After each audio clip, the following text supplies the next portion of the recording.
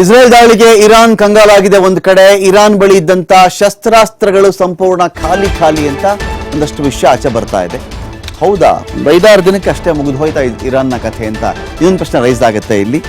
ಇರಾನ್ಗೆ ಹಾಗಾದ್ರೆ ಅಥವಾ ಖಾಲಿ ಅಂತ ತೋರಿಸ್ಕೊಳ್ತಾ ಇದೆಯಾ, ಅಥವಾ ಇರಾನ್ ಬಳಿ ನಿಜಕ್ಕೂ ಶಸ್ತ್ರಾಸ್ತ್ರಗಳು ಖಾಲಿ ಆಗ್ಬಿಟ್ಟಿದೆಯಾ? ಅಂದರೆ ಅಕ್ಕಪಕ್ಕ ಒಂದು ಕಡೆ ಚೆಕ್ ಮಾಡಿಕೊಂಡಾಗ ಅನೇಕ ಮುಸ್ಲಿಂ ರಾಷ್ಟ್ರಗಳಿವೆ. ಆದರೆ ಅನೇಕ ಮುಸ್ಲಿಂ ರಾಷ್ಟ್ರಗಳಿದ್ದ ಹೊರತಾಗಿಯೂ ಕೂಡ ಯಾವುದೇ ಮುಸ್ಲಿಂ ರಾಷ್ಟ್ರ ಓಪನ್ ಆಗಿ ಮುಕ್ತವಾಗಿ ವಿಶ್ವದ ಮುಂದೆ ಬಂದು ನಾನು ಇರಾನ್ ಸಪೋರ್ಟ್ಗೆ ಇದ್ದೀನಿ ಅಂತ ಹೇಳಿ ಯಾರೋ ಬಂದು ಹೇಳ್ತಾ ಇಲ್ಲ. ಒಳಗಡೆ ಸಪೋರ್ಟ್ ಮಾಡಿದ್ರೆ ಇರಾನ್ ಬಳಿ ಶಸ್ತ್ರಾಸ್ತ್ರ ಯಾವತ್ತೂ ಖಾಲಿ ಆಗೋದೇ ಇಲ್ಲ. ಅದು ಯುಕ್ರೇನ್ಗಾದರೂ ಅದೇ ನಿಜ, ಇರಾನ್ಗಾದರೂ ಅದೇ ನಿಜ. ಯುಕ್ರೇನ್ ಬರೀ ತನ್ನ ಸಾಮರ್ಥ್ಯದ ಮೇಲೆ ರಷ್ಯಾದೊಂದಿಗೆ 1.5 ವರ್ಷದಿಂದ ಯುದ್ಧ ಮಾಡ್ಕೊಂಡು ಬರೋಕ್ಕಾಗಲ್ಲ. ಬರೀ ಅವ್ರ ಕೆಪಾಸಿಟಿಯಲ್ಲಿ ಮಾತ್ರ ಇದ್ದಿದ್ರೆ ಸಾಧ್ಯನೇ ಇಲ್ಲ. ಅದು ನ್ಯಾಟೋ ರಾಷ್ಟ್ರಗಳ ಸಹಕಾರ ಇದ್ದೇ ಇರ್ತಾ ಕಾರಣದಿಂದ ಯುಕ್ರೇನ್ ಇಲ್ಲಿವರೆಗೂ ಫೈಟ್ ಮಾಡ್ಕೊಂಡು ಬಂದಿದೆ. ಅದೇ ರೀತಿಯಲ್ಲಿ ಇರಾನ್ ಬಳಿಯಲ್ಲಿ ಇದ್ದಂಥ ಶಸ್ತ್ರಗಳು ಖಾಲಿ ಅಂತ ಹೇಳಿ ಒಂದು ಮಾಹಿತಿ ಆಚೆ ಬರ್ತಾ ಇದೆ.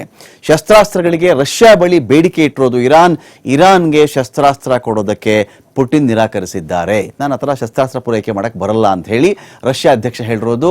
6 ದಿನಕ್ಕೆ ಇರಾನ್ ಬಳಿ ಇದ್ದಂಥ ಶಸ್ತ್ರಾಸ್ತ್ರಗಳು ಇದೀಗ ಖಾಲಿಯಾಗಿದೆ.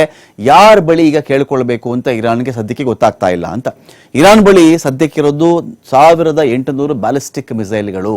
ಈ 1800 ಬ್ಯಾಲಿಸ್ಟಿಕ್ ಮಿಸೈಲ್ಗಳು ಒಂದು ವೇಳೆ ಖಾಲಿ ಆದರೆ ಇರಾನ್ ಒಂಥರ ನಿಶಸ್ತ್ರವಾಗಿ ಬಿಡುತ್ತಾ ಈ ಒಂದು ಯುದ್ಧದಲ್ಲಿ ಅಂತ ಕೂಡ ಒಂದು ವಿಷಯ ಇದೆ. ಅಥವಾ ಒಳಗಡೆನೆ ಸಾಕಷ್ಟು ಶಸ್ತ್ರಾಸ್ತ್ರಗಳು ತರಿಸ್ಕೊಳ್ತಾ ನನ್ನ ಬಳಿ ಏನೂ ಇಲ್ಲ ಕೂಡ ಹೇಳಕ್ಕಾಗಲ್ಲ.